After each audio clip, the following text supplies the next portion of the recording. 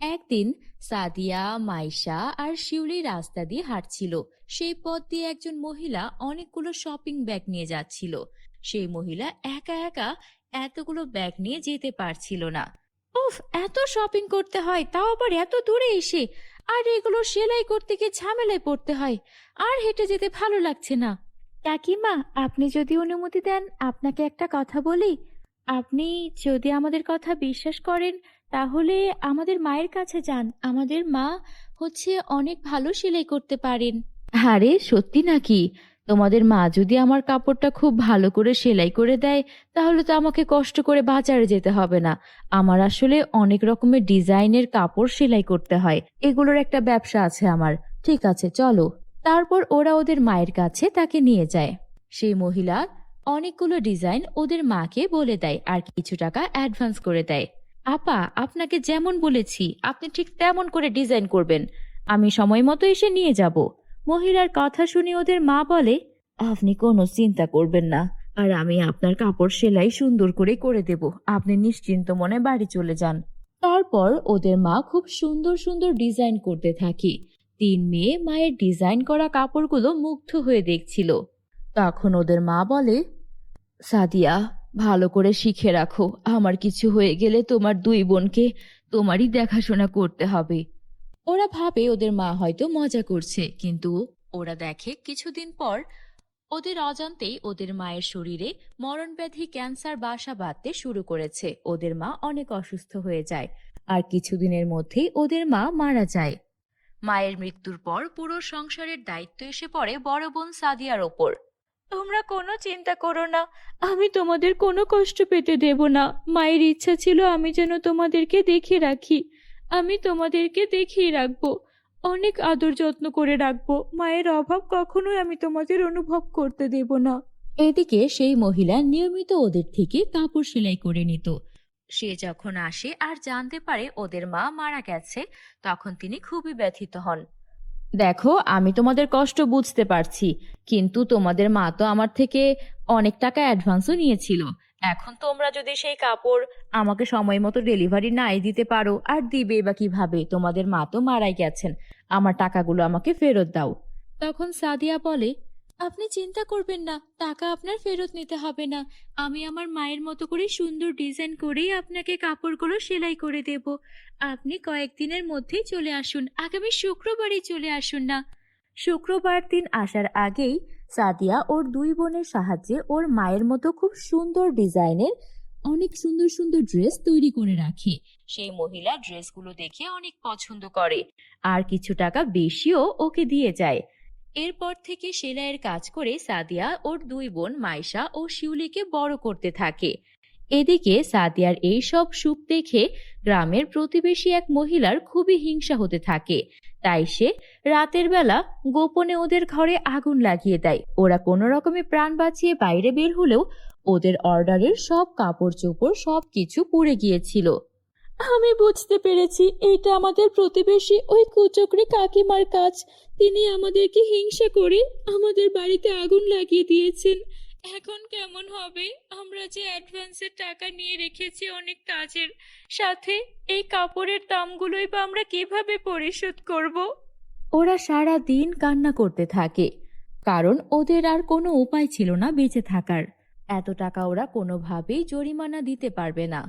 তখন হঠাৎ করে রাতের বেলা ওদের ঘর আলো করে দুইটা পরী প্রকট হয়। একটা ছিল সোনার পরী, আরেকটা রূপার পরী। তখন পরীদেরকে দেখে ওরা তিন বোন অবাক হয়ে যায়। ওই দুষ্টু মহিলাই তোমাদেরকে এই অবস্থা করেছে। আমি দেখেছিলাম, কিন্তু সাহায্য করতে পারিনি, একটা কাজে ব্যস্ত ছিলাম। আমি তোমাদের সাহায্য করতে চাই, বলো তোমাদের কিভাবে সাহায্য করতে পারি? আমাদেরকে আগামীকালকের মধ্যে 7টা লেহেঙ্গা ডেলিভারি দিতে হবে।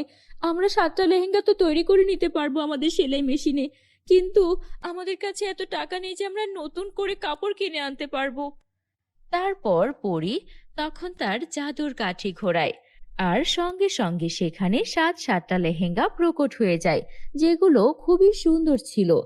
তারপর সেখানে সাদিয়া নিজের মতো করে ডিজাইন করে দেয়, যাতে সেগুলো আরো সুন্দর লাগছিল। এগুলো তোমরা বিক্রি করলে তোমাদের সমস্যার সমাধান হয়ে যাবে। এই নাও, আমি তোমাদের একটা জাদুর লেহেঙ্গা উপহার দিচ্ছি। এই লেহেঙ্গাটার কাছে তোমরা তোমাদের মনের যা প্রয়োজন তাই চাইতে পারবে। এটা তোমরা তোমাদের কাছে রাখো। এটা দিয়ে আমরা কি করব? তোমাদের যদি সেলাইয়ের জন্য কোনো কাপড়ের দরকার হয় বা কোনো কিছুর দরকার হয়, এই লেহেঙ্গার কাছে চেয়ে নিতে পারবে। তারপর ওরা সেই জাদুর লেহেঙ্গার থেকে অনেক অনেক কাপড় চেয়ে নিয়ে প্রতিনিয়ত সুন্দর সুন্দর ডিজাইনের লেহেঙ্গা বানিয়ে বিক্রি করতে থাকে। কিছুদিন পর ওরা তিন বোন খুব বড় একটা দোকান দেয়, যেখানে ওরা প্রতিনিয়ত সুন্দর সুন্দর ডিজাইনের লেহেঙ্গা বিক্রি করত। এরপর ওদের জীবনে আর কোনো কষ্ট থাকে না। ওরা তিন বোন সুখে শান্তিতে বসবাস করতে থাকে। বন্ধুরা, আমাদের চ্যানেলে নতুন হলে আমাদের চ্যানেলটিকে সাবস্ক্রাইব করতে ভুলো না যেন। Bye bye. আর বাজারে গিয়ে তার বাবার দোকান সামলায়। দোকানের মধ্যে শ্রেয়া অনেকক্ষণ ধরে বসে থাকে, কিন্তু দোকানের মধ্যে কোনো রকম লোক আসে না। আর এর জন্য শ্রেয়ার বিক্রিও হচ্ছিল না। তখনই এক বৃদ্ধ মহিলা আসে, আর বৃদ্ধ মহিলা বলে, এই যে মেয়ে, শুনছো? এই দোকানের মালিক কোথায় গিয়েছে? তার সাথে আমার কিছু কথা ছিল। তুমি কে? এই দোকানে তুমি নতুন এসেছো নাকি? হ্যাঁ বুড়িমা, আমি দোকানে নতুন এসেছি। আর আজকে আমার বাবা অসুস্থ, তাই আমি আমার বাবার দোকানে এসেছি। আপনার কি এমন কথা? আপনি চাইলে আমাকে বলতে পারেন। না, থাক, তোমার বাবা আসলে তখনই বলবো। তোমার বাবার সাথে এখন তাহলে তুমি বিক্রি করতে থাকো, আমি চলে যাচ্ছি। এভাবে সারাটা দিন কেটে যায়। সন্ধ্যার সময় শ্রেয়া বাড়িতে ফিরে আসে, কিন্তু সে খালি হাতে ফেরেনি। তার হাতে ছিল একটি ব্যাগ, আর তার ভেতরে ছিল কিছু ফল। তখন শ্রেয়ার বাবা এটা দেখে অনেক খুশি হয়। তখন শ্রেয়ার বাবা তাকে বলে, আমার মেয়েটা আমার জন্য কত কষ্ট করে, আমার জন্য দোকানে কাজ করে আবার ফলও কিনে নিয়ে এসেছে। আমি সত্যি তোকে কি বলে যে ধন্যবাদ দেব, কিন্তু আমার যে মনে হচ্ছে রে মা, আমি আর কোনোদিন সুস্থ হতে পারবো না। এভাবে বলো না বাবা, তোমাকে ছাড়া যে আমিও নিঃস্ব হয়ে যাব। সারাদিন দোকানে তেমন বেচা কিনা হয়নি, তবে তুমি চিন্তা করো না, আমি একটা না একটা ব্যবস্থা ঠিক করে ফেলবো। সকালে ঘুম থেকে উঠে শ্রেয়া মুরগিগুলোকে খাবার দেয়। শ্রেয়া প্রতিদিন ওর মুরগিগুলোর দেখাশোনা করত। প্রতিদিনের মতো আজও ও বাজারের দিকে এগোতে থাকে, আর তারপর বাবার দোকানে বসে। এসে দেখে সেই বৃদ্ধ মহিলাটি আবারও সেখানে এসে অপেক্ষা করছে। আপনার কি প্রয়োজন আমাকে বলতে পারেন, আপনি তো কালকেও এসেছেন, আজকেও এলেন। আপনি আমাকে বলুন না কি হয়েছে, কি প্রয়োজন এই দোকানে, আর আমার বাবাকে কি বলতে চান? আমার অনেক প্রয়োজন তোমার বাবাকে। তুমি তো অনেক ছোট, তোমাকে এসব বলে লাভ হবে না। আপনি আমাকে বলেন না। আসলে তোমার বাবা আমার থেকে 10,000 টাকা এনেছিল, তাই ওগুলো। আপনি তো দেখতেই পাচ্ছেন বর্তমানে এই দোকানে কোনো কিছুই বিক্রি হচ্ছে না। আপনি আমাকে কিছুদিন সময় দিন, আমি আপনার টাকা পরিশোধ করে দেব।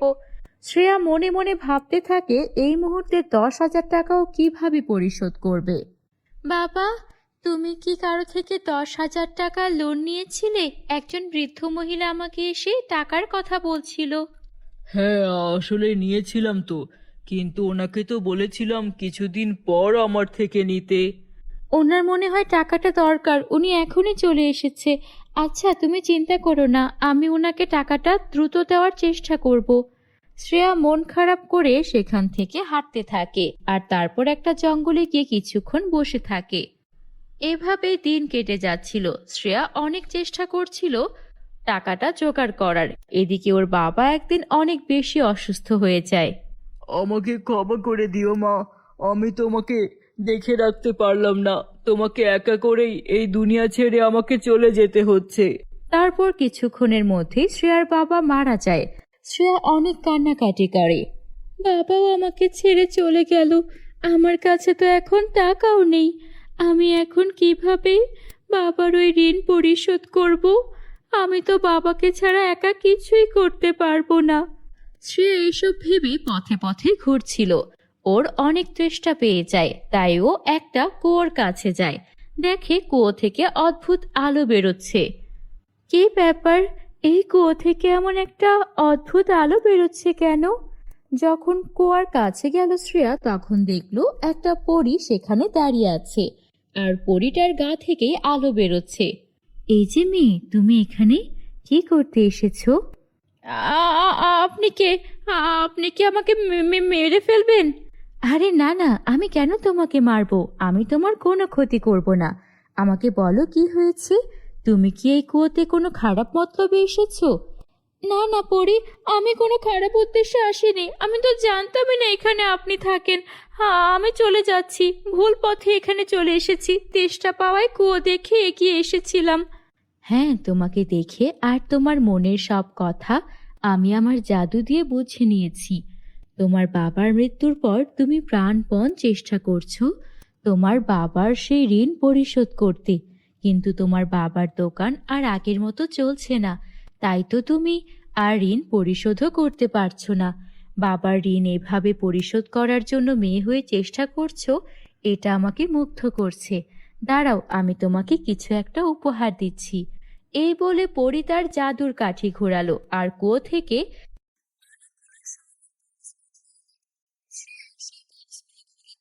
সেগুলোর মধ্যে অনেক সুন্দর সুন্দর স্বর্ণের মোহর রয়েছে। এই সবগুলো মোহর তোমার। এই মোহরগুলো নিয়ে তোমার বাবার ঋণ পরিশোধ করো, আর তারপর তোমার বাবার দোকানটাকে সুন্দর করে সাজাও, আর ভালো ভালো জিনিসপত্র তোলো। দেখবে তোমার বাবার দোকান আবারও আগের মতো ভালোই ভালোই চলবে, আর তুমি তোমার বাবার দোকানে বেচাকেনা করেই তোমার দিন কাটাতে পারবে। শ্রেয়া অনেক খুশি হয়ে যায়, আর তারপর সেই স্বর্ণগুলো নিয়ে বাড়িতে আসে। তারপর সেখান থেকে কিছু স্বর্ণমুদ্রা সেই বুড়িমাকে দিয়ে দেয়। বুড়িমা, আপনি তো আমার বাবার কাছে 10,000 টাকা পেতেন। আমার বাবা আর দুনিয়ায় নেই। এই স্বর্ণমুদ্রাগুলো আপনি রাখুন, আপনার কাজে আসবে। আমি তো মাত্র 10,000 টাকা দিয়েছিলাম। এগুলোর মূল্য তো লাখ লাখ টাকা হবে। তুমি আমায় দিয়ে দিলে। আমার বাবার খারাপ অবস্থায় আপনি আমার বাবাকে সাহায্য করেছেন, তার কাছে এটা কিছুই না। আপনি এটা রাখুন। তারপর শ্রেয়া ওর বাবার দোকানটাকে আবারও সুন্দর করে সাজালো, আর সেই সোনার পরীর দেওয়া স্বর্ণমুদ্রা দিয়ে ওর বাকিটা জীবন সুখে শান্তিতে কাটতে লাগলো। বন্ধুরা, গল্পটি ভালো লাগলে একটা লাইক করে দিও। আমাদের চ্যানেলে নতুন হয়ে থাকলে আমাদের চ্যানেলটিকে সাবস্ক্রাইব করতে ভুলো না যেন। Bye bye. গ্রামের লোকেরা ওদের দেখে হিংসায় জ্বলে পুড়ে মরত। সবাই আফসোস করত ওদের মতো হতে। কিন্তু হঠাৎ একটি দুর্ঘটনা ঘটে যায়। বাড়ি ফেরার পথে গাড়ির সাথে আকাশের রোড অ্যাক্সিডেন্ট হয়। ওরা আকাশকে হাসপাতালে ভর্তি করায়। তার একটা পা কাটা পড়েছে। এ কি হলো তোমার? এইভাবে পা কাটা পড়লো কেন? এখন আমাদের কি হবে? তোমার রোজগারেই তো আমাদের সংসার চলতো। এখন আমি বাবা মাকে কি বলবো? তোমার এইভাবে এই অবস্থা, আমি যে কিছুই ভাবতে পারছি না। আমিও কিছুই ভাবতে পারছি না। এখন আমাদের সংসার কিভাবে চলবে? আমি তো মাত্রই তোমাকে বিয়ে করে নিয়ে আসলাম। আমার একটা পা কাটা পড়েছে। আমি আর আগের মতো অফিসে করতে পারবো না। তুমি এখন বলো, এখন আমার কি করা উচিত? জানি না, আমি কিছুই জানি না। তুমি থাকো, বাড়িতে বাবা মায়ের অবস্থাও ভালো না। আমি ওনাদেরকে দেখি, তারপর বিকেলে আবার আসবো। রিয়া একদম হিমশিম খাচ্ছিল। কিভাবে সবকিছু সামলাবে ভেবে পাচ্ছিল না।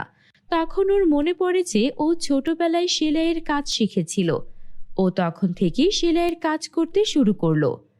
বাবা মা, আপনারা একদম চিন্তা করবেন না। আমি সেলাইয়ের কাজ করে এই সংসার চালাবো। আমার স্বামীকেও আমি একদিন ঠিক সুস্থ করে তুলবো। বন্ধুরা, তোমরা যারা যারা গল্পটি দেখছো তোমাদের নাম কমেন্টে লিখে জানাও। আমরা নেক্সট গল্প তোমাদের নাম দিয়ে বানাবো। এভাবেই সব বাধা বিপত্তির মধ্যেও রিয়া সংগ্রাম করে সংসার চালিয়ে যাচ্ছিল। এভাবেই দিন কাটতে থাকে। একদিন রিয়ার ব্যাগটা নষ্ট হয়ে যায়। তাই ও তখন একটা পুরনো ব্যাগের দোকানে যায়। ওর নজর পড়ে একটি পুরনো ব্যাগের দিকে। আরে বাহ, এই ব্যাগ তো অনেক সুন্দর।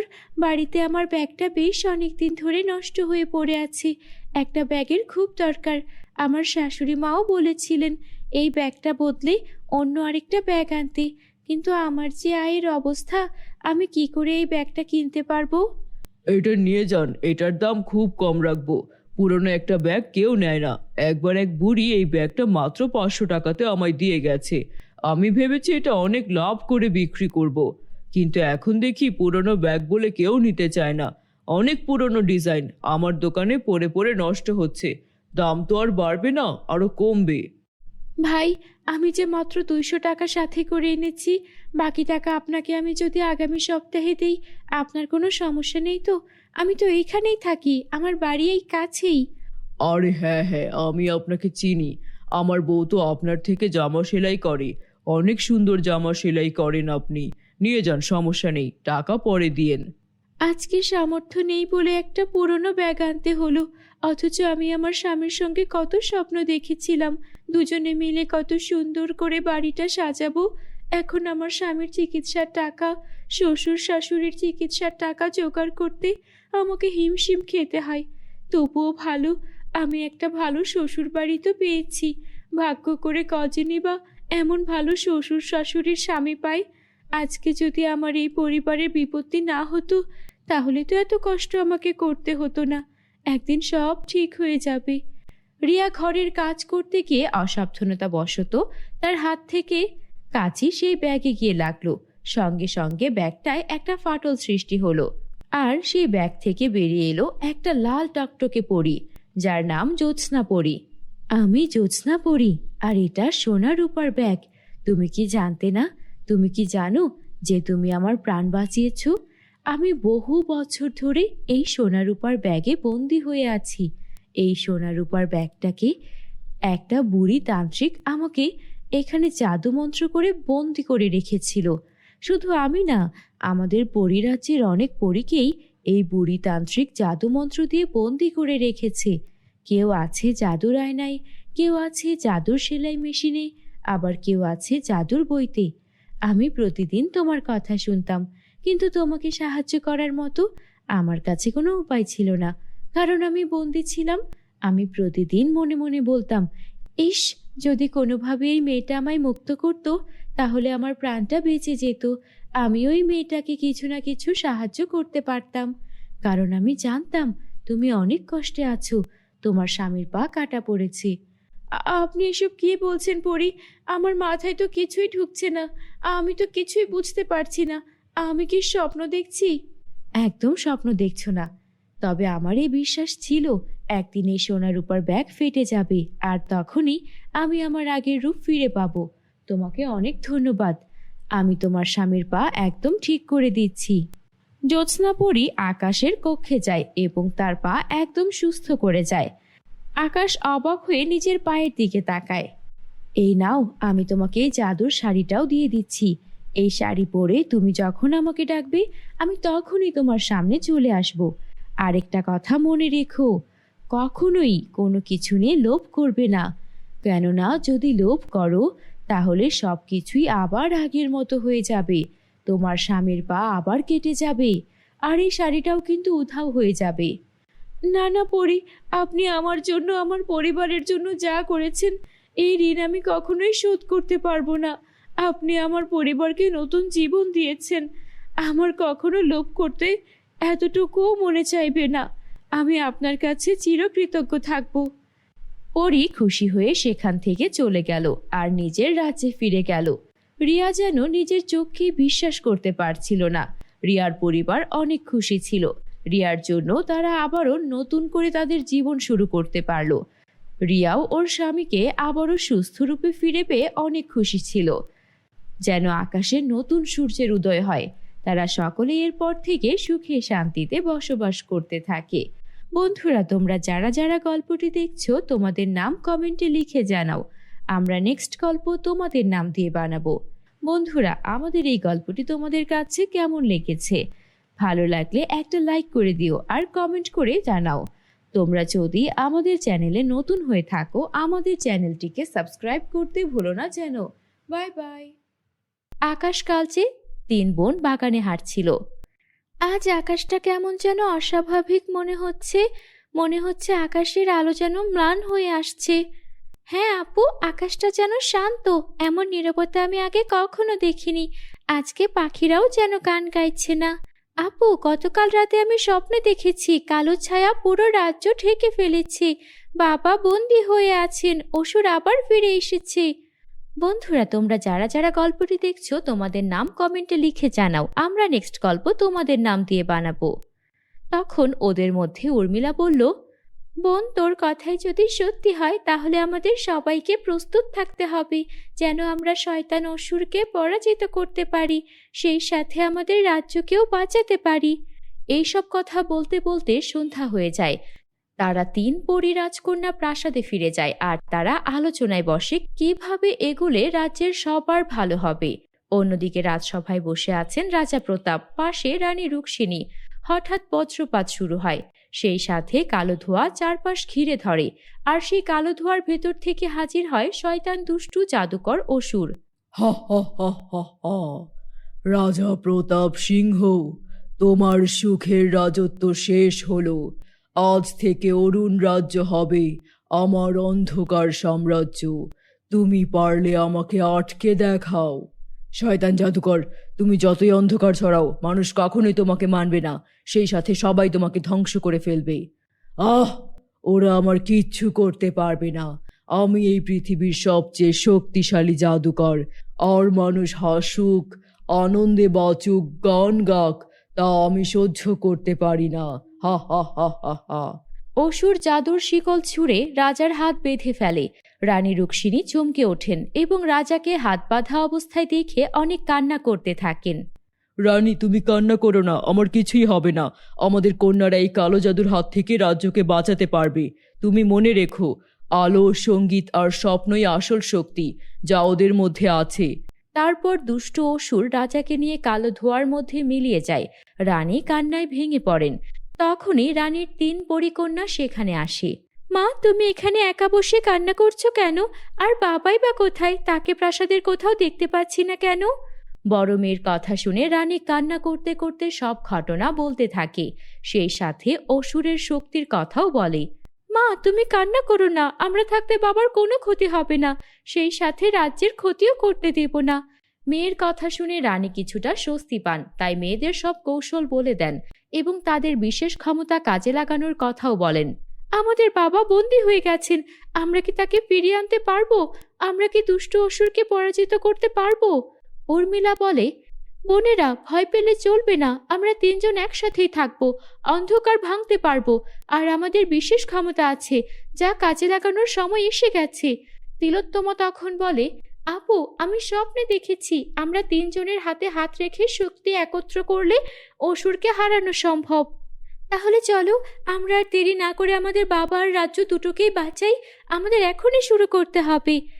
তারপর তারা 3 পরী রাজকন্যা তাদের শক্তি প্রয়োগ করে এবং তাদের ডানা দিয়ে আকাশে উড়ে অসুরের গুহার সন্ধান করতে থাকে। তারা 3 পরী রাজকন্যা বোন এক রহস্যময় বনে পৌঁছে যায়, যেখানে বাতাস শীষ দিচ্ছে, গাছগুলো দুলছে। হঠাৎ গাছপালা জীবন্ত হয়ে ওঠে, আর এসব দেখে তারা সেই বনে কিছুক্ষণ অবস্থান করে। তোমরা বাঁচতে চাইলে ফিরে যাও, অন্ধকার তোমাদেরকে গ্রাস করবে, তাই আর সামনের দিকে যেও না। ওদের 3 বোনকে একটা জাদুকরি গাছ ডেকে এই কথা বলতে থাকে। না, তুমি আমাদের আটকাতে পারবে না, আমরা তোমার কোনো কথাই ভয় করি না। উর্মিলার কথা শুনে গাছগুলো শান্ত হয়ে যায়, তাদেরকে ছেড়ে দেয়। চারদিকে আলোর ঝলকানি। তিলোত্তমা হেসে বলে, দেখলে, ভয় ভাঙতে আমাদের শক্তি যথেষ্ট, এবার আমাদের দুষ্টু অসুরের গুহায় যেতে হবে। এই কথা বলে তারা 3 পরী রাজকন্যা অসুরের গুহার দিকে এগিয়ে যায়। তারা একটা গুহার কাছে পৌঁছে যায়। তখন কালো পোশাক পরা এক নারী সামনে আসে, যে অসুরের সহযোগী। তার নাম মায়াবিনী। তোরা রাজকন্যারা কি ভেবেছিস কালো জাদুকরের দুর্গে পৌঁছানো এত সহজ? তোরা বাঁচতে চাইলে ফিরে যা। তুমি কে? কে তুমি? আমাদের পথ আটকাচ্ছ কেন? আমরা অসুরের কাছে যাব, তুমি আমাদের যেতে দাও। আমি অন্ধকারের রানী, আমি তোদের স্বপ্ন ভেঙে দেব। আর জাদুকরের সাথে দেখা করতে হলে আমার সাথে লড়াই করতে হবে, তবেই তোরা ভিতরে যেতে পারবি। তিলোত্তমা বলে, স্বপ্ন কখনোই ভাঙে না, স্বপ্নই আমাদের শক্তি, আমরা তোমার সাথে লড়াই করতে প্রস্তুত। তারপর মায়াবিনী তার চোখ দিয়ে জাদুর আগুন ছোড়ে, অন্যদিকে উর্মিলা আলোর ঢাল নামায়। শেষে তিনজনের শক্তি এক হয়ে মায়াবিনীকে পরাজিত করে, সে ধোঁয়ায় মিলিয়ে যায়। তারা তিন পরী রাজকন্যা বোন কালো দুর্গে প্রবেশ করে। তখনই তারা তাদের হাত বাঁধা বাবাকে দেখতে পায়। তখনই উর্মিলা, নলিনী ও তিলোত্তমা কান্নায় ভেঙে পড়ে। অবশেষে তোমরা এলে। ভেবেছো আমাকে হারাতে পারবে? হা হা হা হা হা। কিন্তু আমি তোমাদের শেষ করে ফেলবো, সেই সাথে তোমাদের সব শক্তি আমার করে নেব। তুমি ভুল কথা বলছো। অন্ধকার কখনোই আলোকে হারাতে পারে না, তাই তুমি আমাদেরকে পরাজিত করতে পারবে না। উর্মিলার কথা শুনে অসুর বিশাল এক আগুনের গোলা ছোড়ে, যেন ভয়ে দুর্গ কেঁপে ওঠে। অন্যদিকে তিন পরিকন্যা একসাথে দাঁড়ায় এবং তাদের তিন শক্তি এক হয়ে বিশাল এক আলোর ছটা তৈরি করে। অসুর চিৎকার করে ধোঁয়ায় মিলিয়ে যায়। দুর্গ ভেঙে পড়ে, রাজা প্রতাপ মুক্ত হয়ে যান, যা দেখে তারা তিন পরিকন্যা আনন্দে হাসতে থাকে। আমার সাহসী কন্যারা, তোমরা প্রমাণ করেছো একতা আর ভালোবাসাই সবচেয়ে বড় শক্তি। তারপর তারা সবাই একসাথে আবার প্রাসাদে ফিরে যায়। তখন আকাশে নতুন সূর্য ওঠে, পাখিরা আনন্দে গান গাইতে শুরু করে, চারিদিকে উৎসবের আমেজ। তারা তিন পরিকন্যা গ্রামের সবাইকে সাহায্য করতে থাকে, সেই সাথে তারাও অনেক হাসি খুশি দিন কাটাতে থাকে। বন্ধুরা, তোমরা যারা যারা গল্পটি দেখছো, তোমাদের নাম কমেন্টে লিখে জানিও, আমরা নেক্সট গল্প তোমাদের নাম দিয়ে বানাবো। আর আমাদের চ্যানেলে নতুন হলে আমাদের চ্যানেলটিকে সাবস্ক্রাইব করতে ভুলো না যেন। Bye bye.